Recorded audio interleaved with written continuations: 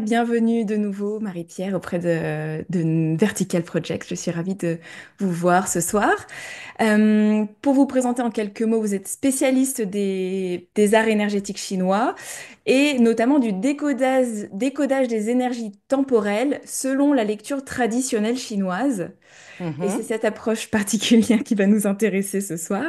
Et vous êtes aussi l'auteur de nombreux ouvrages, une dizaine d'ouvrages, notamment Oser s'accomplir, Debout et Le feu intérieur, et d'autres plus récents. Voilà, il y en a une dizaine en tout. Michel, vous êtes astrologue et vous avez une approche assez atypique puisque vous intégrez à votre approche le prisme des traditions primordiales. Donc, merci de nous accorder un moment pour qu'on puisse s'attarder sur cette année 2025 et tenter de comprendre de quoi il en retourne exactement. Alors, pour démarrer, Marie-Pierre et Michel, on nous annonce chaque année l'année du grand tournant, du retournement pour l'humanité. Et finalement, on a un peu l'impression d'être toujours dans cette posture d'attente. Qu'en est-il pour cette année 2025? Peut-on vraiment s'attendre à des changements radicaux? Et de quel ordre devrait-il être selon votre approche respective? Marie-Pierre, je vous laisse commencer le temps que Michel règle son micro. OK. Alors, il y a plusieurs questions dans la remarque. D'abord, bonsoir à tout le monde, hein. Ici, il fait encore jour. On est en début d'après-midi. Alors, ça fait un... OK. Si je réponds très précisément, peut-on véritablement compter sur une seule année dans une décennie, au sein d'un siècle, pour être celle qui véritablement transforme intégralement les choses? Non. Quand une transformation, surtout historique, a lieu, elle se fait par l'accumulation de petits pas, d'avancées, parfois de moments de chaos, comme ce que nous vivons un petit peu à l'heure actuelle. Donc l'idée qu'une seule année ferait la différence est, à mon sens, illusoire, ou en tout cas nous met dans une attente sans arrêt déçue, parce qu'une année seule ne peut qu'induire ou confirmer un mouvement, elle ne peut pas véritablement transformer le monde. Premier élément de réponse. Maintenant, ce que 2025 a de spécifique en astrologie chinoise, en astrologie solaire chinoise, c'est que c'est une année qui se met au service des individus parce qu'elle favorise un mouvement centré sur nos intérêts propres, pas tant en termes de collectivité qu'en termes d'individus. C'est une année où ceux et celles qui vont être favorisés sont ceux qui ont déjà travaillé leur base et qui ne comptent pas, dans une année comme celle-ci, sur des transformations majeures extérieures comme solution, mais qui suivent leur propre route. Et c'est collectivement, par l'agrégat d'une loyauté individuelle à soi-même, quelles que soient nos différences, que la société dans son ensemble peut finir par aller dans une direction, selon les cas, hein, plus vertueuse ou plus catastrophique, hein. Donc l'intérêt de 2025, c'est qu'elle nous appelle, nous amène à être au clair sur nos priorités, en loyauté avec ce que sont nos intérêts propres. Et quand moi je parle d'intérêts propres au nom de l'énergétique chinoise, c'est pas nos intérêts économiques en premier, c'est nos intérêts énergétiques au service de notre vitalité. Je vais m'arrêter, mais dans une société qui tente à nous broyer, ou qui semble avoir perdu une direction salutaire, nous avons un rôle à jouer qui est de rester absolument centré sur nos forces vives. Ok. Je m'arrête. Alors, si je comprends bien, soit on a travaillé sur soi, on a déjà semé des graines, ou en tout cas on est dans une intention de progression personnelle, auquel cas l'année nous portera à nos aspirations. On est dans la vague. À ce Ok. moment-là, nous- l'année permet des avancées. Ok. Encore faut-il être déjà en mouvement ou ouvert au mouvement, hein. Et en même temps, ce qui est difficile, ancré. Alors ça, c'est paradoxal, hein. Comment être dans le mouvement et être ancré? Peut-être que la question viendra tout à l'heure, hein. Mais l'année favorise ceux et celles qui ne se laissent pas distraire par des peurs ambiantes, Mhm. par un discours général qui tenterait à dire que nous arrivons à la fin du monde, nous arrivons à la fin d'un monde, celui qui, d'une certaine manière, ne nous donnait pas vraiment la main, la voix, la parole. Mhm. On sort d'une parole unique. Je vais en dire trop et puis après, Non, non, c'est c'est super. Donc, est-ce qu'on peut dire que c'est l'ère de la souveraineté personnelle, en quelque sorte? Alors, on n'y est pas encore, ça, la souveraineté personnelle, hein. Je pense que c'est tout ce que nous avons vécu au niveau collectif de difficile et la situation de crise permanente, de permacrise depuis maintenant au moins 2020, amène un besoin de retrait, de repli, ou conduit à un sentiment de catastrophisme ou de désespoir. Donc, la souveraineté, enfin, l'année cherche à valoriser le, le, le, la souveraineté individuelle, oui, parce qu'il y a centrage sur qui nous sommes, dans un côté défensif, mais aussi dans un côté vertueux.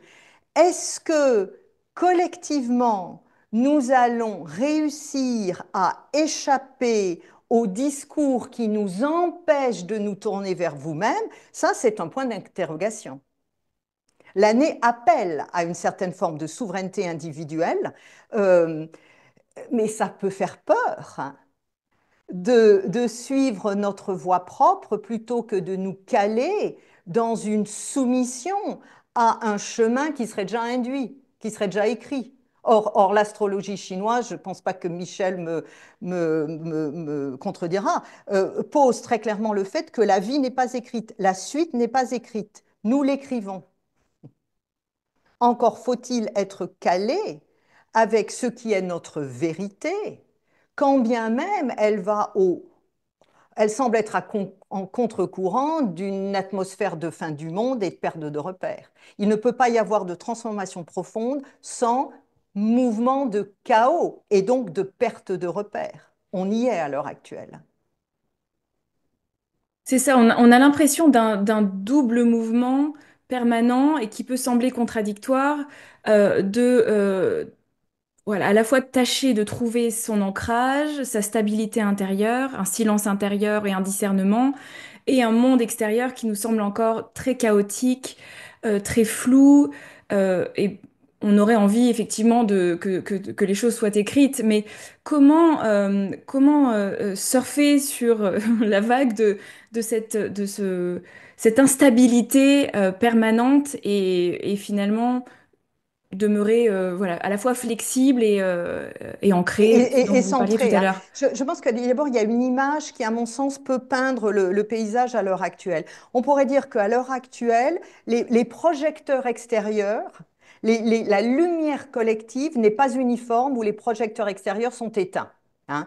Ce qui en appelle, non pas à ce que nous soyons dans l'ombre, mais à ce que nous allumions notre lumière intérieure, hein. Ce mouvement-là est forcément davantage avancé chez ceux et celles qui ont conscience de ce que une parole unique ou un catastrophisme quotidien ou un optimiste 100% n'est pas possible.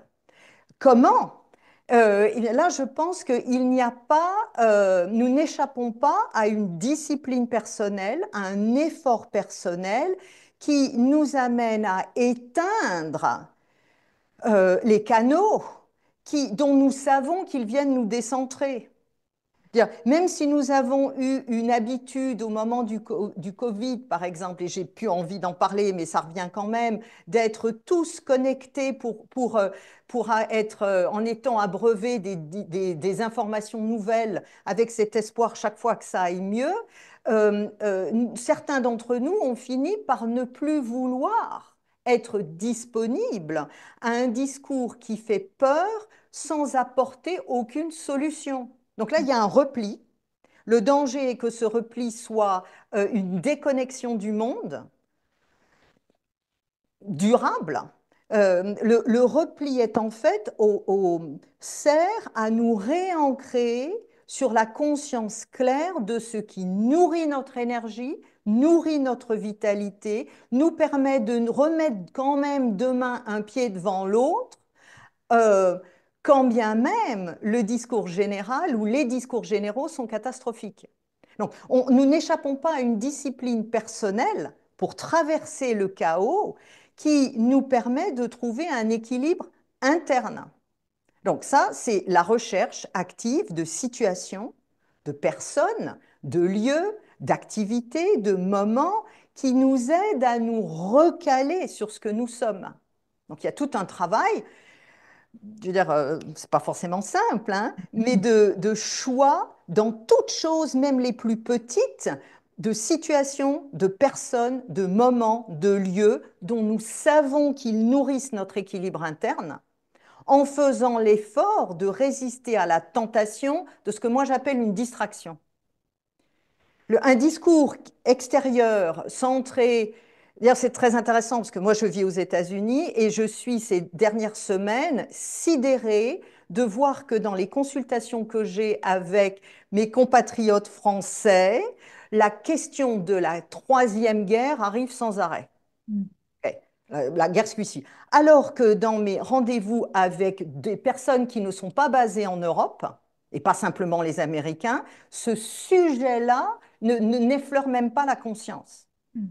Donc là, il y a pas un effet de mirage quelque part, il y a des situations, des conditionnements qui nous amènent à voir la réalité à l'aune d'une réalité qui est construite, pas par nous, à l'extérieur. Alors, je ne vais pas partir forcément en géopolitique, mais j'ai fini par rappeler une amie pour lui dire, mais qu'est-ce qui se dit en ce moment, vraiment? Parce que là, il y a un effet, c'est pas simplement un cumul de hasard. Mhm. Mhm. Hein. Est là. Mais je pense que il est humain de se laisser déstabiliser. Il est humain de passer par des moments de perte de confiance quand nous voyons le monde autour de nous qui se transforme et quand nous rencontrons des obstacles. Mais j'ai une confiance qui ne diminue pas dans notre capacité, même grâce à l'obstacle, de nous rapprocher de plus en plus de qui nous sommes. Et c'est ce travail-là de mise en cohérence qui permet d'avoir le pied un petit peu plus sûr, quand bien même nous traversons ce qui ressemble à des sables mouvants ou à de l'incertain. Hein. Et puis dans la tradition chinoise, et après ça j'arrête, dans la Mhm. tradition chinoise, la constante, c'est le changement. Hein. Donc il y a une capacité plus grande à voir l'obstacle ou le changement comme étant un fait normal Mhm. à accepter et non pas une malédiction personnelle ou le signe avancé d'une détérioration définitive de notre environnement. Ok. Alors, merci Marie Pierre. Michel, bienvenue à nos côtés. Je ne sais pas si vous avez eu le temps. Merci. Enchanté votre invitation. Merci de me recevoir sur votre chaîne. C'est très, très gentil. Bon, il y a eu un problème de connexion de micro, là. Écoutez, c'est pas Euh, grave, on a pu euh, démarrer avec Marie-Pierre. Je ne sais pas si vous, vous avez pu... oui, vous avez discuté avec Marie-Pierre en attendant. Merci beaucoup. Ben, voilà, là, je pense que le son est bon et que ça fonctionne. Aucun problème. Merci. Aucun problème, Michel. Est-ce que vous partagez la vision de Marie-Pierre selon laquelle l'année 2025 sera sous le signe d'un retour finalement à notre centre, à notre discernement, finalement voilà, un travail sur soi, un retour à soi? Est-ce que c'est quelque chose que vous partagez aussi? Oui, bien sûr, en partie, mais disons que cette question-là est toujours à l'ordre du jour. C'est pas spécialement l'année 2025. Disons que la prise de conscience qu'il y a une sorte de chaos mondial et que il faut rester debout malgré la situation, essayer de faire quelque chose dans le contexte, etc.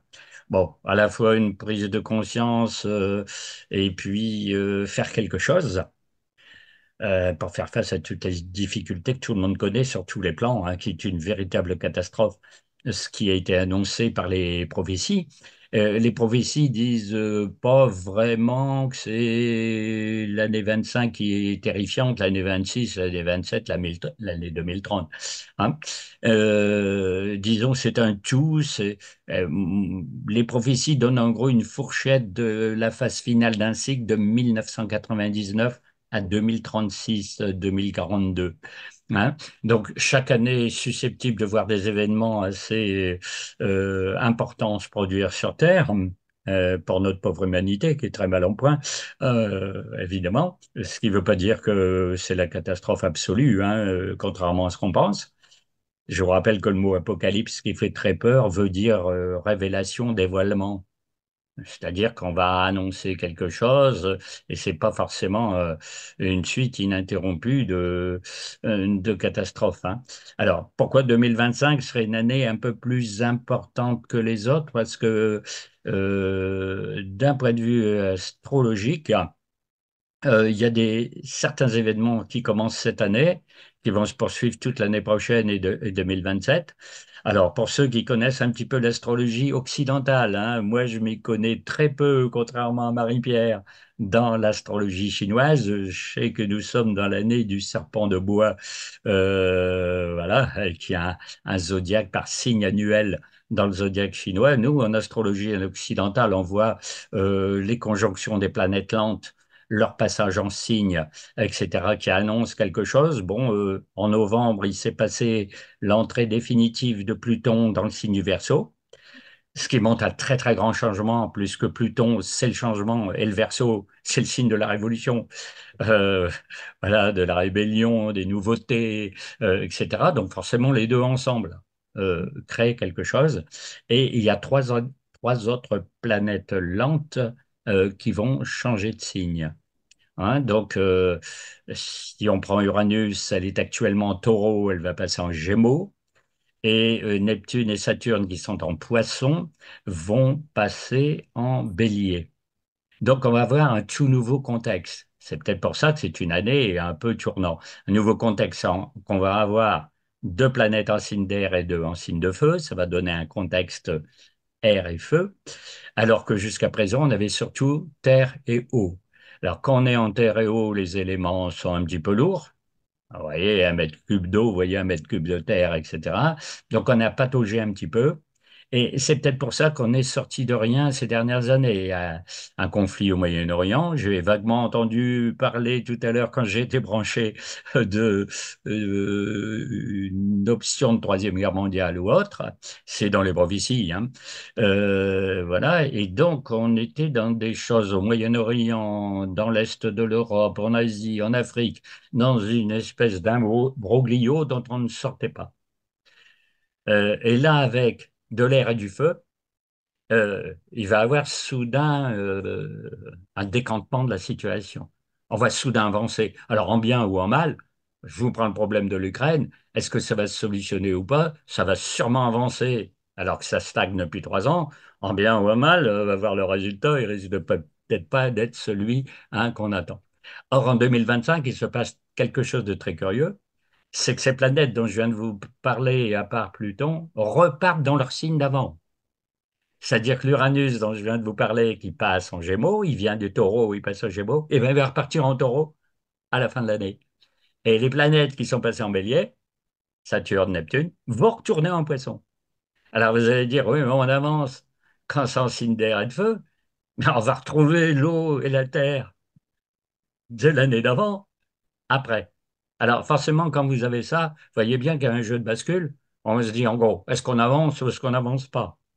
Par contre, en 2026, là, les planètes vont être définitivement en Bélier, définitivement en Gémeaux, Pluton reste en Verseau, etc., etc. Donc, il va y avoir là, j'allais dire, du mouvement. Et visiblement, il va se passer quelque chose, bien entendu. Non pas spécialement cette année, mais ça commence. En gros, dans la vidéo que j'ai fait en janvier 25, pour annoncer comment serait l'année d'après l'astrologie occidentale, on va avoir un peu les signes avant-coureurs cette année pendant quelques mois de comment ça va se passer dans les années qui suivent. Hmm. Et là, comme dit Marie-Pierre, au sens propre, il y a un tournant, quoi. Hein. Voilà un peu ce que je peux dire là-dessus pour le moment. Hein. Moi, que vous ayez d'autres questions. C'est intéressant, c'est comment les éléments vont teinter l'année. Marie-Pierre, c'est une année en serpent de bois, si je dis pas Oui, de serpent de bêtises. bois, hein, mais enfin, euh, des choses. D'abord, je voudrais juste rebondir pour faire un lien avec ce qu'a dit Michel, c'est qu'il y a en astrologie chinoise hein, un cycle de 60 années, mais un cycle, donc chaque année apporte sa pierre à l'édifice. Le cycle de base est de 60 ans, mais le cycle le plus grand est de 180 années. Donc, je veux juste préciser pour notre audience et faire un lien, quand il parlait d'Apocalypse, que nous venons de rentrer en 2024, l'an dernier, dans la dernière période de 20 ans d'un grand cycle de 180 années, ce cycle va se terminer en 2044. Donc, on n'est pas très loin d'une donnée temporelle hein, indiquée par Michel. Et ce cycle de 20 ans est associé toujours, donc ça revient depuis des siècles, hein, avec l'élément chinois du feu, qui est la métaphore de la lumière, du visible. C'est aussi la métaphore enfin, c'est même pas la métaphore, cela évoque l'énergie du feu, les problèmes d'énergie, hein, de bataille pour l'énergie, mais aussi potentiellement l'embrasement.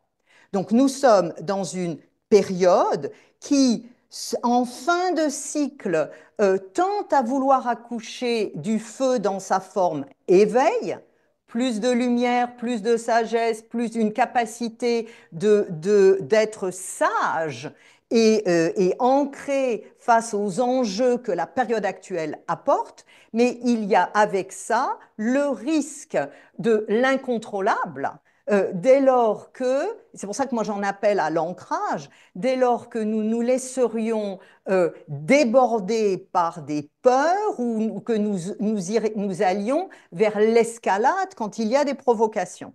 Hein. Donc mes conseils, moi, ils sont stratégiques, il y a aussi l'art de la guerre derrière, dans un moment qui est chaotique, qui cherche à mettre des transformations historiques sur la table, mais qui peut aussi créer sa propre destruction. Hein. Néanmoins, ces cycles, ça fait des centaines d'années, voire des millénaires qui sont à l'état. Jusqu'à présent, on s'en est bien sorti quand même, entre guillemets, hein, au niveau de l'humanité. Donc maintenant, cette année, qui est serpent de bois, elle est trompeuse. Parce qu'en apparence, tous ceux et celles qui connaissent un petit peu l'énergétique chinoise savent, serpent de bois, le bois est la métaphore du végétal, du bienveillant, c'est le foie, la vésicule biliaire en médecine chinoise, l'organe qui repousse si on en coupe un morceau, littéralement. C'est aussi, ça a à voir avec l'intelligence émotionnelle. Donc on se dit, il y a du bois en 2025, nous allons donc vers une année plutôt bienveillante. Or, le bois n'est qu'en surface. Ce qui donne le ton de l'année, c'est l'animal. L'animal du serpent contient trois éléments. Je suis un peu technique, hein. Le feu, le métal et de la terre. Il y a quelques... donc pas de bois, en clair. Le feu, plus de lumière, mais aussi plus de danger d'explosion. Le métal peut être guerrier, mais le métal est aussi la métaphore de la justice. Donc on a des éléments qui ont à négocier entre eux dans une dynamique complexe, mais qui, si nous sommes sages, centrés, conscients, connaissants, du feu, du métal dans un chaudron, c'est alchimique. Donc il y a un aspect subtil dans cette année qui mérite d'être nommé. Euh, et on pourrait dire que sans une sagesse et une capacité d'être connecté à du plus grand que nous, une part de spiritualité, il est clair que collectivement, nous avons plus de risques de rentrer dans un mur. Hein. Donc il y a un appel aussi cette année à ce que nous restions centrés, mais aussi à ce que nous ne perdions pas l'opposé, à ce que nous renforcions, à ce que nous valorisions ce qui nous distingue, y compris des robots à venir. C'est notre humanité et notre capacité et notre âme, la question de l'âme. Hein. Donc, dans une année comme celle-ci, serpent de bois, soyons fermes, soyons discernants, soyons conscients et ne nous laissons pas avoir par les apparences. Ok. Il y a une question, c'est la représentation politique. Je ne sais pas quand est-ce qu'on prend les questions, mais On prendra peut-être un temps pour ok, simplifier à la fin. ouais. Si Mais ça vous va, on prendra un ouais. quart d'heure, 20 minutes. Je- je- Et finalement, si je dois traduire ce dont vous me parlez, alors il est question de tout un tas de symboles, il semblerait qu'on soit agi par tout un tas de forces qui viennent transformer quelque chose en nous. Mais quand on parle d'apocalypse, Michel, ou de ces forces transformatrices, de ces éléments, finalement, ce dont il est question, c'est d'une révélation de notre propre nature. C'est ça, finalement, l'apocalypse, c'est la révélation de notre nature divine, l'enjeu, ce qu'il y a derrière. Dans un certain sens, disons que la tradition, puisque vous avez fait allusion au début de l'entretien que, disons, je connais un petit peu ce qu'on appelle la tradition primordiale. C'est trop long à expliquer aujourd'hui ce que c'est, mais l'un des principaux aspects, c'est la doctrine des cycles, que tout est cyclique, que le temps est cyclique. Bon, contrairement à notre société qui enseigne que le temps est linéaire, hein. On part d'un point A pour arriver à un point B avec une belle ligne droite. C'est jamais comme ça que l'évolution des choses se fait. Elle se fait en spirale, en ondulation, etc. Comme tout le monde connaît le cycle de l'année, le cycle des saisons, la succession des 12 signes chinois, etc. Bon, tout est cyclique. Hein.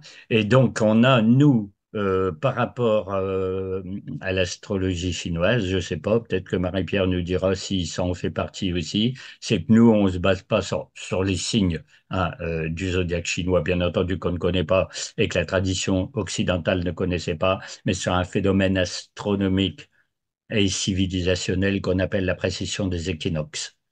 Donc cette précession des équinoxes est un phénomène astronomique qui existe réellement dans le ciel. C'est Euh, la base de la lecture astrologique chinoise. On est complètement là-dessus, ok, Michel. ok. Excusez hein, de pas être Non, très au fait non, mais des c'est conceptions parfait. chinoises, qui n'est pas tellement ma spécialité, j'avoue. Hein. Et donc, dans cette précession des équinoxes, ce sont des signes, des cycles de 25 920 ans. Voilà, c'est des périodes. Hein, on arrondit, allez, à 26 000. C'est divisé en 12 parce que cet axe d'épaule va traverser justement 12 constellations zodiacales. Donc, on va déterminer des ères de 2160 ans en moyenne. Elles n'ont pas toutes la même durée parce que les constellations n'ont pas la même taille dans le ciel. Mais en gros, une moyenne de 2160 ans. Voilà, donc c'est lié à des signes astrologiques. Alors là, les savants sont d'accord, il y a une précession des équinoxes. C'est un phénomène réel dans le ciel. On ne nie pas. Ils ne nient pas, eux. Ce qu'ils nient, c'est la chose suivante, c'est que ça a une répercussion sur les civilisations au niveau de la Terre. C'est-à-dire, si on est dans l'ère du taureau, eh bien, les religions, les cultes, les symboles sont liés au taureau. Voyez. Alors, la période, c'est 2000 et quelques à 4000 avant Jésus-Christ. On avait, à cette époque-là, beaucoup de cultes du taureau. Il n'y a qu'à reprendre l'histoire, les mythologies. Bon. Ensuite, on passe à l'ère du Bélier, qui est beaucoup plus guerrière. Donc là, on a la guerre de Troie, on a les Romains, on a les Grecs, on a Alexandre le Grand. Eh bien, on est dans cette période-là. Bon, en gros, 2000 avant Jésus-Christ jusqu'à Jésus-Christ. Donc, on est dans des cultes guerriers, dans le sacrifice de l'agneau et du bélier dans les religions.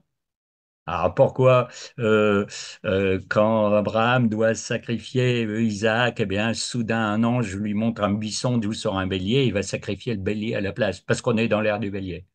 Vous prenez l'un des plus grands mythes grecs, bien entendu, de l'Antiquité, c'est le mythe de la toison d'or. C'est un bélier avec une toison d'or. Vous dites, mais c'est un peu curieux. C'est toujours une symbolique bélier. Comme par hasard dans le ciel, on est dans la symbolique du bélier. Et quand on arrive à l'ère du poisson, l'ère des poissons, c'est un pluriel, hein, il y a deux poissons, c'est un signe double. Ben, curieusement, on est dans le christianisme. Est-ce que le christianisme, c'est une symbolique poisson? Pourquoi? Parce que c'est l'eau. Vous avez le baptême, vous avez Jésus qui marche sur les eaux du lac du Tibériade, les apôtres sont des pêcheurs, pêcheurs de poissons et pêcheurs d'hommes, etc., etc.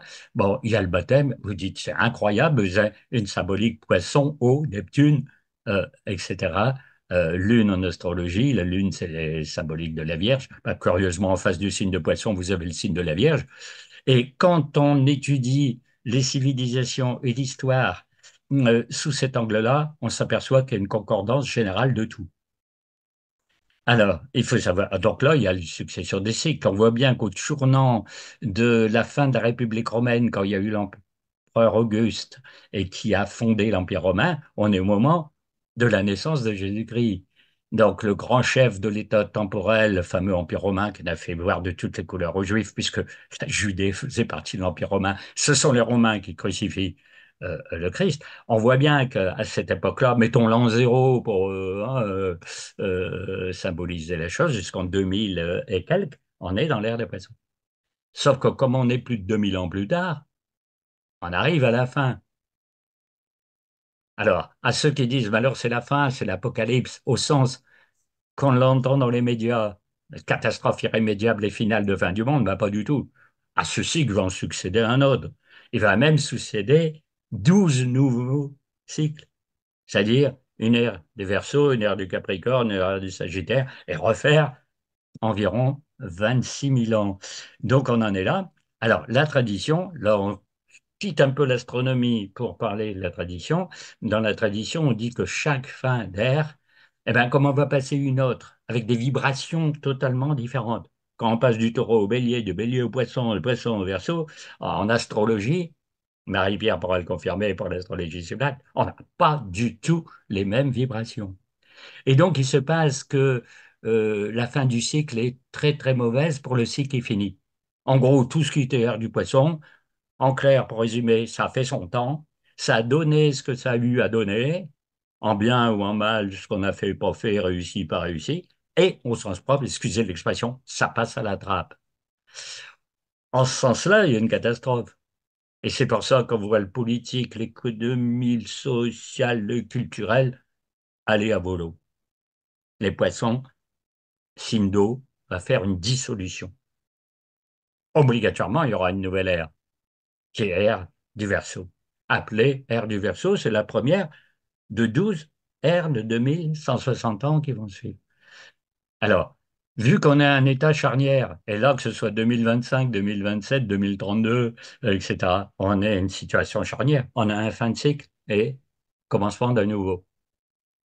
Donc, en gros, il y aurait dans les esprits ceux qui seraient très attachés à l'ère des poissons. notre système politique, économique, ce fameux ordre mondial, tous ces machins internationaux, etc., etc. Bon, et alors une perte totale de la spiritualité, hein. C'est-à-dire, nous sommes dans un monde totalement matérialiste, bien entendu. On voit bien en politique où ça en est. Tout ce qui est culturel, mystique, ésotérique, bon, c'est passé à la trappe ou c'est dénigré. La religion elle-même en a un sacré coup dans l'aile. Je parle de notre religion occidentale, mais enfin, il y en a d'autres qui vont pas beaucoup mieux. Bon, on voit bien qu'il y a une déliquescence. Et normal, c'est normal, c'est une fin de cycle, non pas de l'ère des poissons qui finit, mais des 26 000 ans qui finissent. C'est-à-dire on finit un cycle complet et on recommence au verso. Alors, que peut faire notre humanité puisqu'elle a un tournant, que ce soit cette année ou dans les 5 ou 10 années qui viennent? Eh bien, ceux qui vont réussir quelque chose sont ceux qui sont déjà dans l'esprit du verso. Mhm. Hein, c'est-à-dire, si on prend le signe du Verseau en astrologie, eh bien, c'est l'humanisme, c'est la fraternité, c'est l'innovation, l'invention, la transcendance, l'esprit, c'est un signe d'air, donc, très bon, dirigé par Uranus, etc., etc. Donc, si on est déjà dans cette optique-là et pas attaché au matériel, comme on dit, d'où un humain qui peut se dégager du matériel pour se livrer par le spirituel, il y a un tournant qui le permet. Alors, est-ce qu'il y aura des catastrophes quand même? Ben, ceux qui ne s'adaptent pas à la vibration de la nouvelle ère, ben, ils vont couler avec l'air qui finit. Alors, en ce sens-là, les fléaux qui sont racontés dans le livre de l'Apocalypse, où on dit un ange va renverser une coupe et va avoir tel résultat au niveau de la terre. Bon, il y a 7 coupes que les anges renversent. Ça crée des fléaux de toutes sortes. Ça peut être des épidémies, ça peut être un tremblement de terre, ça peut être des catastrophes climatiques, etc. Il y a tout. Et bien sûr, comment dire, dans l'interprétation à vue de nez, bah, les médias comme, j'allais dire, l'homme de la rue, on est resté à une suite ininterrompue de catastrophes. Or, c'est rien du tout, parce que si vous connaissez le livre de l'Apocalypse, ça se finit très bien. Parce qu'il y aura des cieux nouveaux, il y aura une terre nouvelle, etc. Dieu dit, je fais toute chose nouvelle. Donc, visiblement, il annonce une nouvelle ère, au sens propre dans le texte, bon, etc., etc. Donc, on est resté à l'idée d'une suite ininterrompue de catastrophes. Mais il y a tout un listing, hein. On parlait tout à l'heure, possibilité de Troisième Guerre mondiale, de guerre civile en Europe, de ceci, chute d'un astéroïde, alors ça devient là très à la mode. Voilà. Soudain, on parle de ça, hein, c'est très curieux, c'est dans les prophéties depuis je sais pas combien de temps. Puis là, dernièrement, on commence à dire, tiens, il y en a un qui est en train de se rapprocher de la Terre, parce que dans les prophéties, on parle soit de la chute d'un astéroïde, soit d'une comète sur Terre.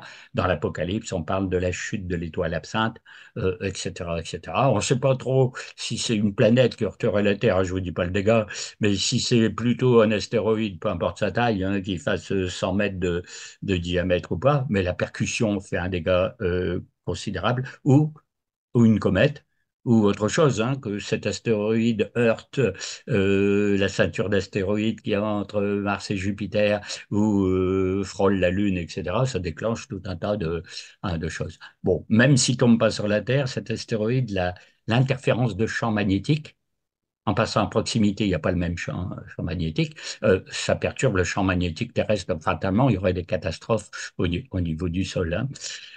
Mais pour finir sur ce sujet, laisser la parole à Marie-Pierre, euh, les gens qui interprètent l'Apocalypse l'ont trop vu sous un angle de catastrophe. Il faut savoir qu'à la base, c'est un livre d'initiation. C'est-à-dire, ça se lit à plusieurs niveaux. Il y a un niveau, disons, matériel, avec des puissances, des États, des pays, des gouvernements qui font telle chose. Puis, il y a d'autres niveaux symboliques. Alors, ouais, tous les symboles qu'il y a dans l'Apocalypse, des anges qui jouent de la trompette, des coupes, il y a des nombres. Dans tous les versets, il y a des nombres, il y a les nombres 7, 42, etc. Toutes sortes, hein. 12 autres, hein, la Vierge couronnée de 12 étoiles, etc., etc. Et puis, il y a l'idée que de la première à la dernière ligne, ce serait une épreuve pour l'humanité qui fera un passage d'une ère à une autre, justement. L'ère des poissons, c'est l'ère du christianisme. L'Apocalypse date du 1er siècle. Je parle du texte, hein. Voilà, Saint Jean, 1er siècle. Révélation de Jésus-Christ, il annonce toute la révélation. Les sept églises, lettres aux sept églises, c'est le déroulement de l'histoire de l'Église dans le temps du 1er siècle au dernier. Et on a l'humanité qui se passe une sorte d'épreuve collective générale pour rentrer dans la nouvelle ère, qui a intérêt à avoir l'âme la plus pure pour accéder à la nouvelle ère. Et en même temps, il y a l'évolution individuelle, c'est-à-dire il y a l'évolution de l'humanité, mais chacun, lui, dans ce contexte, à la mesure où il comprend quelque chose de ce qui se passe, ben bon, votre émission est là pour dire, essayez de comprendre où vous en êtes là dans votre vie personnelle, qu'est-ce que vous allez faire là dans les 10 années qui viennent. Ah, voilà, en gros, hein. Marie-Pierre. Ouais. Je, je vais rebondir, je peux? Non, Oui, bien sûr. Aurélie, une Si, question. si, Bon, si, si, hein, allez-y. et en fait, en reprenant quand même une question que j'ai vue passer parce elle est particulièrement pertinente. Hein. Il y a, je pense il y a bien la fin d'un monde, il y a la fin d'une certaine lecture du monde ou d'une certaine la manière dont nous voyons le monde détermine ou influence la manière dont nous allons nous positionner. Donc il y a bien un changement majeur qui est en cours, mais la difficulté à l'heure actuelle et le désarroi qui peut être palpable au niveau de la société, pas simplement en Europe, pas simplement, enfin, de manière globale, à avoir avec le décalage entre ce que chacun d'entre nous percevons déjà. Ça change. Sans que nous ayons sans que nous ayons une visibilité sur la suite, parce que bien évidemment, une transformation en cours, l'animal qui sort de sa chrysalide et qui se transforme n'a pas encore une image précise de son état suivant. Hein. Et on passe, toute métamorphose, tout changement fait passer par un état de vulnérabilité, puisqu'on n'est plus ce qu'on était, on n'est pas encore ce qu'on sera. Mais la difficulté, je rebondis sur une question de Christophe, c'est que il y a à l'heure actuelle un décalage entre ce que nous percevons et et un cœur qui palpite vraiment en chacun d'entre nous, attaché à, à, à, alors à un espoir, mais je pense que nous sommes en tant qu'humains, nous ne sommes pas beaucoup nourris à l'heure actuelle par un discours, on pourrait dire au-dessus de nous, pyramidal, au niveau des dirigeants. Enfin, à la chinoise, les grands hommes. C'était forcément des hommes, ce n'était pas des femmes. Hein. Mais il y a à l'heure actuelle un vide dans le discours politique économique général, il y a un vide de sens. Hein. Je veux dire, et que donc du coup, entre une temporalité qui va du côté du changement, qui ne va pas vers son extinction, qui va vers l'extinction de quelque chose qui n'a plus à être au profit d'une nouvelle forme de rapport ensemble, de mode économique, de manière de nous positionner sur Terre, nous sommes en tant qu'individus, euh, alors je ne vais pas oser le dire, non guidés. Le discours est essentiellement matérialiste ou anxiogène ou euh, au service de l'opposition des opposés, à un moment donné où la temporalité va dans le sens d'un changement indispensable et en fait, Michel l'a dit, au bout du compte, vertueux, utile, hein, et nos ressentis où on voit bien quand même, malgré tout ce qui peut être dit, qu'il y a des initiatives nouvelles, qu'il y a des nouvelles solutions qui arrivent, que toutes les nouvelles ne sont pas mauvaises. Hein. Donc l'individu est laissé à lui-même pour générer du sens face à un discours général, global, international qui n'en donne pas. hein. Et donc là, pour ceux et celles qui connaissent le Yi King, hein, le livre des transformations, ce grand texte de la tradition chinoise, il y a certaines périodes qui sont annoncées comme celles où les grands hommes ne sont pas encore là. Okay. Et pendant les grands hommes, ce n'est pas les grands en taille, ce sont ceux qui sont capables d'avoir les pieds sur terre, mais de redonner du sens au mouvement que nous vivons. Et la consigne, elle est toujours très claire. Tant qu'ils ne sont pas là, ou tant qu'elles ne sont pas là, la consigne est on travaille sur soi, on résiste au découragement, on ensemence son lopin de terre. En gros, on ne perd pas le contact avec ce qui est vivant en nous. Hein. Donc là, par rapport à la question de Christophe, il y a bien un décalage entre la guidée qui n'est pas là, de ceux et celles qui ont une responsabilité de nous permettre de traverser ce gué le plus solidement possible. Et donc, c'est ce vide, hein, qui crée le désarroi, en fait. Hein. Et là, je pense qu'il y a un déficit au niveau du politique, hein, du discours général, d'une responsabilité d'accompagnement et d'apaisement des peurs. Mais ça, c'est comme ça, quoi. C'est aussi ce que nous avons à vivre.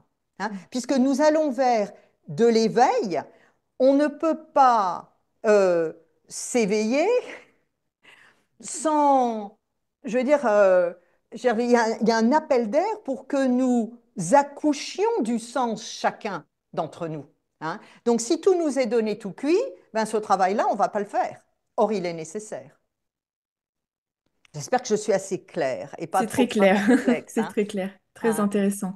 Bon. Et ce dont vous parlez, en fait, c'est d'une épreuve de foi, parce que vous parlez d'une période où finalement les discours ambiants ne sont pas fiables, en tout cas les discours politiques de nos dirigeants. Ceux de nos dirigeants ou du monde des spiritualités sont pas toujours, bon, à prendre avec précaution. Ils se cherchent Ils se encore. Hein. cherchent. Mm. Finalement, la seule voix qu'on peut écouter, c'est la nôtre et celle d'éventuelles de sphères de l'ordre de l'invisible. Mais c'est réellement, on a l'impression de devoir se jeter dans le vide quelque part. C'est le sentiment quand de vos discours, en tout cas, de ce qui se Alors, je ne sais pas dégage. si Michel ou je dis juste deux mots. Je pense que ce sentiment, il y a un sentiment de solitude, hein, Mm. mais que Mm. paradoxalement, on voit bien à l'heure actuelle, la désaffectation, comment ça se dit en français, hein, le désengagement par rapport à des discours ou des médias qui sont généraux, qui disent tous la même chose en boucle, au profit, y compris de ce que vous faites, hein, Aurélie, de ce que fait votre projet. Il y a à l'heure actuelle une opportunité, une incitation, même si c'est difficile, de trouver notre cercle. Mm. Mm. Hein. Mm. Parce que l'erreur serait de trouver notre ancrage par le seul isolement et la mise à distance de tout le reste. C'est pas de ça qu'il s'agit.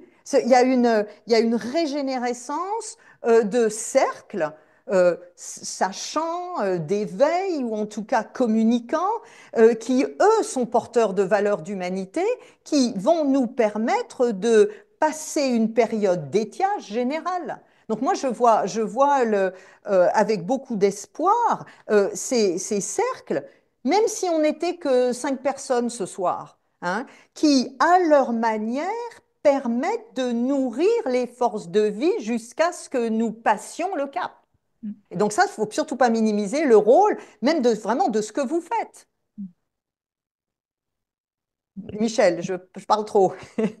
Michel, hein, vous aviez à compléter peut-être? Oui, euh, moi je me suis attaché bon, à l'étude des prophéties, hein, comme on dit. Les prophéties, c'est toujours un petit peu sinistre. Hein. Si vous prenez Nostradamus, le nombre de villes qui vont être détruites et Paris elle-même rasé, etc. Pour, et d'autres même, hein, pour l'Orient, fameux Kali Yuga, c'est-à-dire là, ce qui correspond à l'âge de fer, chez nous, c'est l'âge final. C'est l'âge de la fin. Il y a un âge d'or, un âge d'argent, un âge de bronze, un âge de fer. Et l'âge de fer, c'est l'épouvante absolue où justement tout va de travers.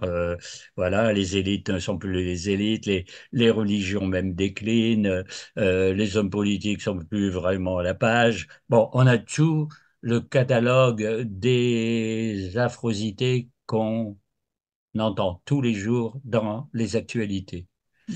Alors, je ne sais pas si Marie-Pierre est sur la même longueur d'onde, mais quand on dit que notre société matérialiste, société de consommation, de loisirs, où il y a beaucoup de choses de ce genre, hein, la consommation, le pouvoir d'achat, c'est très important. Je dis pas qu'il ne faut pas manger, hein, pas se vêtir, pas aller en vacances, hein. Mais en gros, le discours de nos élites politique, économique et tout ce qu'on appelle les penseurs, les écrivains, journalistes, à part un cas ou deux particuliers spécialisés dans l'ésotérisme euh, qui n'ont pas tellement la voix au chapitre. On voit bien quand quelqu'un écrit un livre très important sur le plan ésotérique, il n'a pas tellement la une des médias, etc. Hein, c'est qu'à la fin du cycle, cette conception est dominante, mais aussi elle est, comment dire, une idéologie. C'est-à-dire que tous nos hommes politiques, je ne veux pas rentrer dans les détails aujourd'hui parce que ce serait faire une deuxième émission d'une heure, peut-être deux ou trois. Moi, quand je fais les conférences là-dessus, c'est 2 à 3 heures, hein. C'est qu'il y a un pouvoir occulte mondial Mm. qui agite un petit peu les chefs d'État ou les chefs de l'économie ou les chefs du monde culturel, plus ou moins sur le monde plan visible que l'on voit, eh bien, c'est une idéologie en elle-même anti-spirituelle, anti-culturelle et anti-fraternelle. C'est-à-dire, c'est pas du tout qu'ils sont là, puis ils font ce qu'ils peuvent, et puis malheureusement, ils sont à côté de la plaque. C'est délibéré. Et la preuve en est, c'est que tout ce qui est mouvement spirituel, tout ce qui est bah, ce dont nous parlons ce soir, c'est complètement dénigré. Il n'y a qu'à voir dans un discours politique, dans une profession de foi pour des élections, quand est-ce qu'ils parlent de spiritualité, de religion. Quand ils parlent de religion, c'est pour la dénigrer. Ils prennent comme exemple notre Église, bon, où il y a beaucoup d'abus, où il y a beaucoup trop de dogmatiques, où il y a beaucoup de ceci. Bon, on voit bien, je passe les faits divers, on vous incendie une église quasiment tous les jours. On a tous dans la tête l'incendie de Notre-Dame de Paris qui a stupéfié le monde entier. On se dit, c'est quand même incroyable qu'une cathédrale, symbole de la France, qui a résisté à toutes les intempéries, même à 2 guerres mondiales, était debout jusqu'à ces dernières années et que soudain, comme une boîte d'allumettes, elle flambe tout d'un coup, etc., etc. Donc en fait, la tradition va dire que plus on va vers la fin du cycle, non pas des 2160 ans dont j'ai parlé tout à l'heure, mais des 26 000, le monde est devenu totalement matérialiste. Et il reste, bon, pour prendre un symbole oriental, hein, dans le, comment, vous savez, le cercle du yin-yang, où on a un cercle noir, un point blanc, un cercle blanc, un point noir. Bon, en gros, on est dans le cercle noir, puis il reste une toute petite partie blanche. Hein, et donc, on a, par exemple, bah, des ténèbres opaques à 99%, puis il y a une petite flamme, une petite lumière dans le milieu. On en est là. Donc, bien sûr, les gens encore animés de spiritualité, les gens qui voudraient voir de la morale, de la vertu, qui voudraient voir le criminel complètement coffré, celui qui a égorgé 36 bonnes femmes qui se pavanent dans la rue, on va dire, mais Seigneur, mets fin à tout ça. Seigneur, on appelle le Seigneur dans ces cas-là, hein. Enfin, Seigneur, qu'est-ce que tu fais? Pourquoi tu n'interviens pas? Jésus-Christ, pourquoi tu ne reviens pas? Dire, bon, alors là, j'ai une réponse à ça, je ne sais pas si on aura le temps d'en parler, euh, mais c'est de dire que, en fait, c'est pas dû au hasard qu'on est dans la situation dans laquelle on est, c'est délibéré, et dans le fameux texte de l'Apocalypse, c'est le règne de la bête.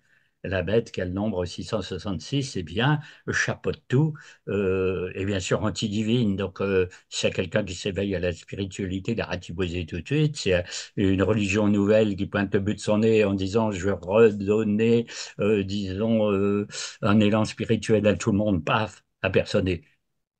est descendu ou mis sur la touche, ou, etc., etc. Et donc, il y a une volonté. Alors ça, forcément, il est facile de le comprendre, pour nous, hein, que c'est quelque chose de délibéré. Nous, on se dit, mais comment on peut percer, comment on peut donner notre conception dans un monde verrouillé comme ça? Alors bien sûr, quand on va rentrer dans l'ère du Verseau, vu que c'est une ère de transformation totale, avec Pluton, Uranus en Gémeaux et tout ça, ça va sauter. Donc bien sûr, on s'attend à une volatilisation du monde actuel, trop sclérosé, bref, trop matériel, justement, hein. Mm. Donc on a ça comme contexte, hein. Mm. Donc, c'est pas un hasard que nos chefs soient matérialistes parce qu'il faut bien faire tourner la machine économique et l'administration.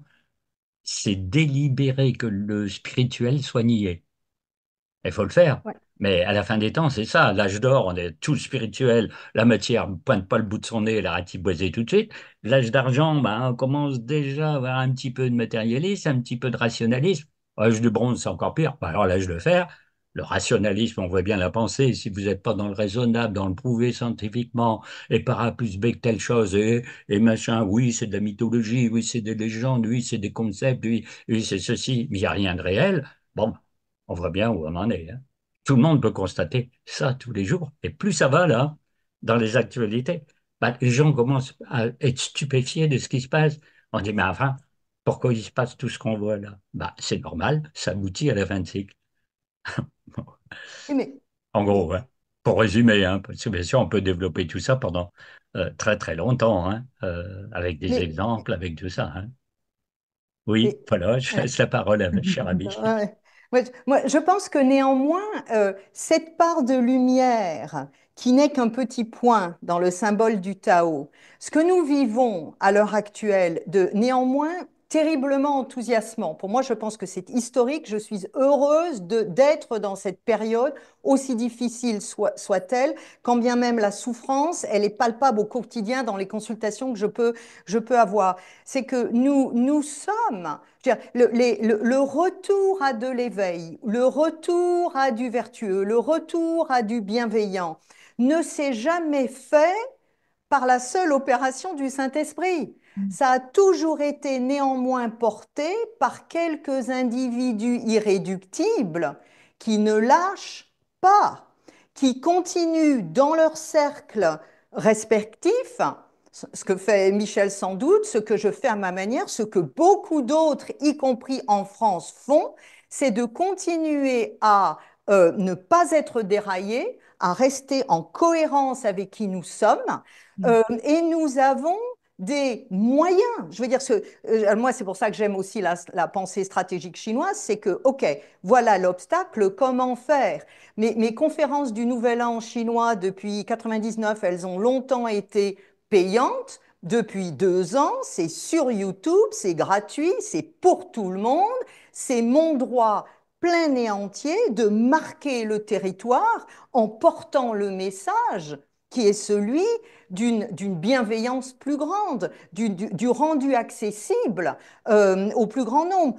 Alors que pas plus tard qu'en novembre dernier, étant à Paris, j'étais invitée sur 2 chaînes de télévision officielles et ça a été annulé au dernier moment. Mm. Bien, annulé au dernier moment, sans explication, de manière absolument goujate. Parce que finalement, je sers l'ésotérisme. Bon, donc là, oui, ces obstacles, nous les avons. Néanmoins, j'affirme que depuis ces 30 années que je fais ce que je fais, les graines de lumière, elles y sont. La question du sens, elle y est.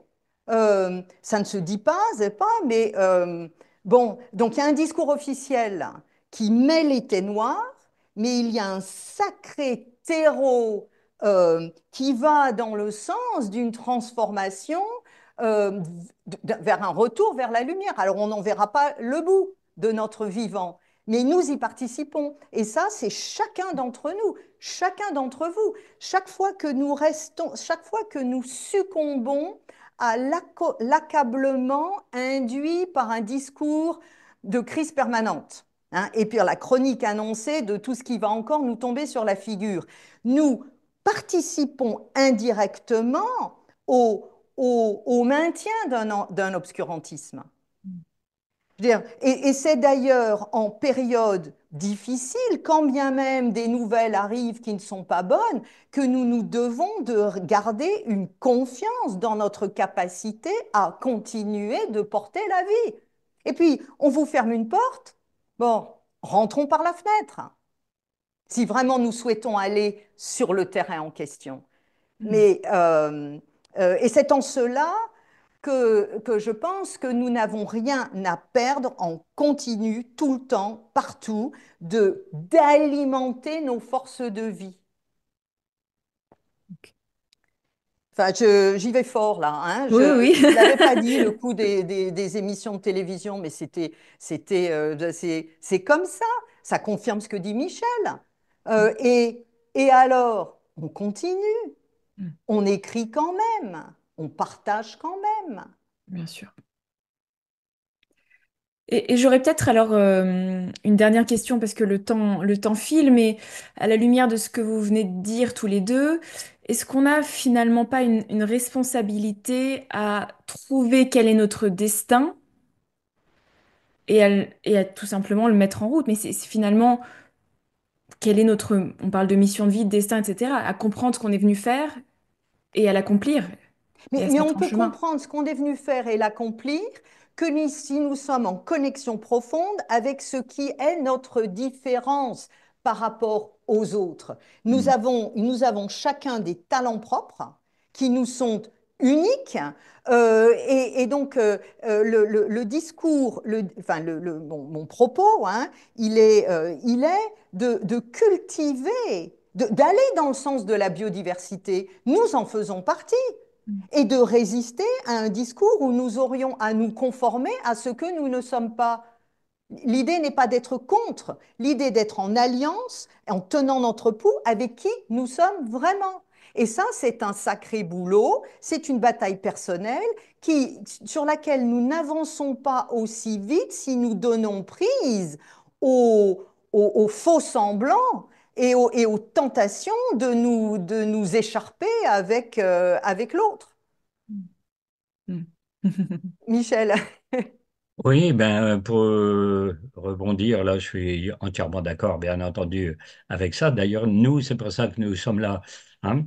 Mais Ouais. Mm. pour revenir à l'idée de la période très négative dans laquelle nous vivons, puisque c'est la fin de cycle en question, la déliquescence de tout, l'écroulement de toutes les valeurs, tout le monde le constate tout le temps. On voit bien à l'école. On dit, ah ben c'est l'écroulement de toutes les valeurs. Il n'y a plus rien qui se tient. Et en plus, les enfants vont à l'école pour pas apprendre, etc. Ils savent plus rien. Bah, je dis, bah là, que devient notre fameuse, sensationnelle éducation nationale, rien que pour parler de notre pays, bon, etc., etc. Mais si on reprend les connaissances et doctrines traditionnelles de l'Inde, on nous dit que c'est un privilège inouï de vivre dans une période pareille. Parce que c'est pas donné à tout le monde et souvent de vivre une fin de cycle. Donc, dans une fin de cycle, il y a bien entendu des choses extraordinaires qui se passent, parce qu'on assiste à l'effondrement d'un monde. Et comment l'humanité, comment un pays, comment un peuple, les Français en l'occurrence, mais les Espagnols aussi, et les Canadiens ou tout le monde, et nous-mêmes à titre individuel, on se comporte dans une période pareille. En gros, soit on coule avec le navire, soit vous essayez de trouver une place dans la barque, soit une poutre qui flotte sur l'eau puis d'émerger, soit vous vous maintenez debout face aux tempêtes. Mais seulement on ne peut pas se maintenir debout face aux tempêtes si on n'a aucune connaissance, déjà si on n'est pas conscient là de ce qui se passe. Pour le commun des mortels qui n'a pas de connaissances ésotériques, on va dire, ben, il y a une crise économique. Bon, on a des mauvais chefs. Alors, ils ont fait des erreurs. Alors, on a la conséquence des erreurs. On a fait des mauvaises choses en agriculture. Bon, notre agriculture est en perte de vitesse. C'est-à-dire qu'on va toujours donner, et pour cause, vu le contexte, une explication rationnelle et logique à des choses qui ont une explication quasiment transcendante. Il y a une fin de cycle, le cycle est balayé. On pourrait s'en tirer si on avait une spiritualité. Et les gens qui disent, ben, on a encore une spiritualité, c'est notre religion. Vous avez vu l'état de l'Église catholique, on peut même plus rien en tirer non plus. Même la messe a été chamboulée, les prêtres sont plus au niveau. Vous avez plus aucun religieux qui a un charisme absolument hallucinant, où vous tombez, disons, dans la béatitude en voyant ce membre du clergé complètement transcendant dans sa nature. Alors, vous dites, qu'est-ce qu'ils peuvent enseigner? Déjà, d'un point de vue explication de la Bible, bon, ça, vous connaissez presque plus qu'eux. Euh, Ensuite, d'un point de vue transmission d'une spiritualité, ben, je sais pas, je veux pas dénigrer personne, ni accuser ce brave curé de paroisse, l'évêque de ma province, etc. Mais en gros, il rayonne plus la spiritualité, encore moins une spiritualité de nature ésotérique. Alors, forcément, la personne qui dit, mais moi, dans ce contexte-là, je reste debout, je continue à maintenir un peu de vertu, un peu de morale, et puis aider mon prochain, et puis ceci. Je suis un homme de bonne volonté, donc je ne coulerai pas avec le navire. Mais qu'est-ce qu'il peut faire dans le contexte et qu'est-ce qu'il peut faire tout seul? Alors on dit toujours, en ésotérisme, on dit ça, hein, vous pouvez tout faire. Ça ne dit rien n'est perdu. Et pourquoi? Parce que ben, vous avez des références de grands maîtres. Alors, peut-être pas des grands maîtres qui passent sur votre trottoir tous les jours, mais les grands maîtres dans la littérature ésotérique, ils existent. Puis les grands chefs de religieux, ils existent. Vous avez bien l'enseignement du Bouddha.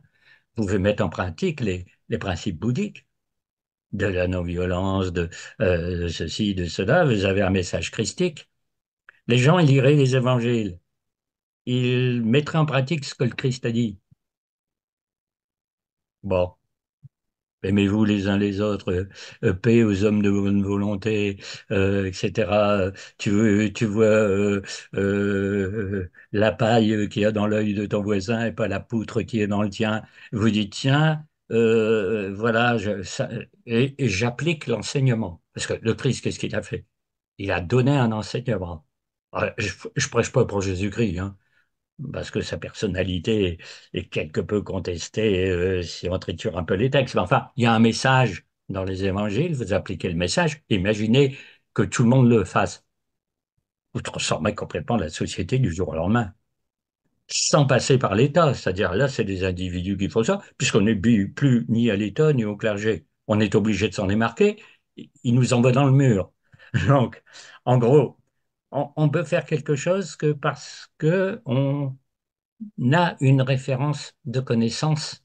C'est-à-dire si le pouvoir a une idéologie matérialiste et rationaliste, nous, on a le droit d'avoir une idéologie spirituelle. Sauf qu'elle passe moins bien, parce que nous, Marie-Pierre confirmera, elle nous a donné un exemple tout à l'heure, on n'a pas facilement accès aux médias. Bon, on peut écrire un livre, il va se vendre à combien d'exemplaires? Quelle librairie qui n'est pas spécialisée dans l'ésotérisme va nous faire de la pub? Alors, à part passer dans une émission comme ce soir, quelle possibilité on a? Et puis, je voudrais finir, parce que le temps imparti est terminé, par quelque chose de très, très, très, très intéressant pour répondre à votre question. C'est le titre de votre émission, hein. C'est-à-dire, nous-mêmes, qu'est-ce qu'on peut faire, notre participation? Alors, je ne sais pas si vous connaissez un prophète biblique qui s'appelle Habakkuk. Donc, dans l'Ancien Testament, vous avez une partie qui est les prophètes. Hein, vous avez l'Exode, vous avez les Genèse, puis vous avez les prophètes. Il y a quatre grands prophètes, il y a Isaïe, Ézéchiel, Daniel, etc. Et 12 petits prophètes qui sont censés être insignifiants qu'on ne lit jamais, mais ils annoncent le Messie, la fin des temps. Et donc, il y en a un qui s'appelle Habakkuk. Et alors, curieusement, Habakkuk, c'est un tout petit texte de rien du tout, il y a trois chapitres. Donc, c'est trois fois rien. Et au début, si on avait le temps, je vous lirais le texte, parce que je l'ai. Et alors, il pose la question de ce soir. En gros, il s'est étonné qu'à son époque, c'était bien avant Jésus-Christ, hein, qu'il y ait des guerres, qu'il y ait des épidémies, qu'il y ait des gens qui avaient la lèpre, etc., qu'il y ait des pillages de villes, etc. Et il commence son texte en vociférant contre Dieu. Mais enfin, Seigneur, tu vois pas ce qui se passe et pourquoi tu fais rien? Mais les gens sont en train de mourir de faim, sont en train de ceci, nous sommes violentés. En gros, nous, on dirait aujourd'hui, Seigneur, fais quelque chose. Bon, il comprend pas, il répète plusieurs fois, puis à un moment, Dieu lui répond. Et il énumère toutes les choses qu'Israël a fait de travers. Tu as envahi Canaan, tu as brûlé une ville, tu as fait ceci, tu as fait cela, il y a un catalogue de méfaits. Et puis, Dieu dit à un certain moment, je vais faire quelque chose de sensationnel. On a dit, il va intervenir. Oui, il va intervenir, je vais générer contre toi les Chaldéens, Donc en ascendant dans le texte, bon, il faut savoir qui sont les Chaldéens, c'est un peu comme les Assyriens et Babyloniens, c'est une peuplade du Moyen-Orient, pour déferler sur Israël. Donc en gros, la réponse, c'est le châtiment Mm. total. Bien entendu, vous le Père Dieu qui va tout déblayer, on va être dans une phase curieusement apocalyptique comme aujourd'hui. Donc c'est un petit peu très curieux. Et la réponse finale, pour en venir à ce dont on parle aujourd'hui, c'est de dire pourquoi Dieu n'intervient pas. Il n'intervient pas parce que vous-même, vous faites rien, Mm. ou de travers. En gros, vous voulez que Dieu intervienne, mais vous ne pouvez pas être passif, être au coin du feu, puis vous déchargez sur Dieu ou sur Jésus-Christ. Jésus-Christ revient, fait quelque chose parce que ça va mal. Et Jésus-Christ va vous répondre aujourd'hui, eh bien, pourquoi toi tu fais rien? Alors, nous, on va dire, bah oui, on écoute les actualités, on est révolté par ce qui se passe, et il va dire, qu'est-ce que vous faites? Mm. Oh, ben, je discute un peu du coup avec mon voisin pour me plaindre de la situation. Bah, elle va dire, vous allez vraiment pas aller loin. Ah non, et comme personne va loin, ben, on reste dans la situation quand on est. Donc, Marie-Pierre a bien raison. Il y a un travail sur soi à faire. C'est-à-dire, vous ne pouvez pas parler aux autres, les exhorter à faire ceci, si vous-même, vous n'êtes pas sorti bah, d'une certaine conception, de certains problèmes. Donc là, on revient dans l'initiation. Alors, c'est très compliqué. Les gens qui ont une initiation, ils sont plus à même d'œuvrer, de comprendre quelque chose, parce qu'on est censé, pour être à un niveau spirituel élevé, capter des bonnes ondes et avoir la grâce divine, etc., etc., ben, avoir vaincu les vices, les défauts, c'est-à-dire il faut vaincre la rancune, la vengeance, la jalousie, la colère, ce qu'on fait dans toutes les initiations de tous les systèmes spirituels du monde. Mm. Bon, vous prenez la vengeance chez un homme qui veut se venger de telle ou telle chose, ben, tant que vous mijotez les vengeances et que vous arrivez à votre fin dans votre vengeance, vous avez perdu une énergie considérable, vous avez perdu un temps inimaginable et pendant ce temps-là, vous n'avez rien fait de positif. C'est pareil au niveau des États, hein. Tel pays va se venger d'une province qui lui a été prise tel siècle, tel autre pays va dire, ah mais vous m'avez colonisé. Alors vous comprenez, je me venge aujourd'hui d'une colonisation que vous avez faite au 19e siècle. Alors pourquoi les Mexicains ne se vengeraient pas aujourd'hui des Espagnols en exterminant les Espagnols jusqu'au dernier parce qu'ils ont été colonisés au 16e siècle? Où est-ce qu'on va? Mm. Vous voyez? Alors en initiation, on va vous dire, bon, vous dépassez tout ça, hein. Ça ne veut pas dire qu'on oublie ce qu'il a fait et qu'on va dire la colonisation, c'était très bien. Non. Donc, en ésotérisme, on va dire, bon, allez, comment table rase, on abolit l'histoire. De toute façon, le cycle est fini. Donc, en gros, on va passer à un autre cycle. Vous n'allez pas parler de contentieux venant de l'ère du taureau ou, d'une précédente précession d'il y a deuxième cycle d'avant les 26 000 ans, les 52 000 ans. Ben, ça ne tient pas debout. Donc, Mm. en gros, ça ne veut pas dire qu'on n'a pas de mémoire et qu'on n'efface rien de ce qui s'est passé dans l'histoire. Au contraire, on connaît mieux l'histoire que les autres. Moi, je suis un ancien professeur d'histoire. Donc, je peux dire que, bon, une référence au passé, un truc comme ça. Mais voilà des exemples de l'évolution qu'on peut faire. Et pour en revenir à nous, qui sommes des individus, euh, la vengeance personnelle est du même ordre d'idée. Il y a 20 ans, vous m'avez fait ceci. Si vous ressortez des trucs comme ça, vous ne vous libérez pas de quelque chose. Il faut mieux se projeter dans l'avenir. Disons, qu'est-ce que je peux faire de nouveau, de meilleur? Merci Michel. Il n'y a pas de quoi. Marie-Pierre, je vous laisse conclure peut-être ou rebondir et En conclure. deux phrases. En deux phrases, hein. Je Et vous puis en prie. merci à tout le monde pour votre patience et votre écoute. Moi, je pense que je vais être extrêmement pragmatique, hein, parce que nous sommes dans une période de changement, que nous avons à laisser derrière quelque chose et que nous avons la chance de vivre les prémices d'un renouveau, même si on a l'impression que ça y est pas. Je pense que le plus utile, ce serait que nous acceptions chacun, chacune d'entre nous de faire au moins une chose nouvelle ou un peu différemment chaque jour. Si c'est trop dur, une chose nouvelle ou un peu différemment par semaine. Donc on se cale sur notre responsabilité à introduire, accompagner du changement Et pour ceux qui vraiment n'ont aucune idée, vous êtes droitier, ben, au lieu d'utiliser votre main droite sur telle tâche, utilisez votre main gauche. C'est rien du tout, c'est insignifiant, mais vous vous inscrivez dans une énergie dynamique au service du nouveau. Mm. Mm. Et je m'arrête. Merveilleux. Merci, merci, merci mille fois à tous les deux pour Il n'y a pas de quoi, cher. votre temps, votre générosité, pour ces Ah, clés vraiment précieuses et qui, je pense, apportent à la fois de l'espoir et puis un regain d'énergie, je pense, à ceux qui seront là ce soir, voilà, pour continuer à œuvrer dans le sens de ce qu'on souhaite tous voir advenir.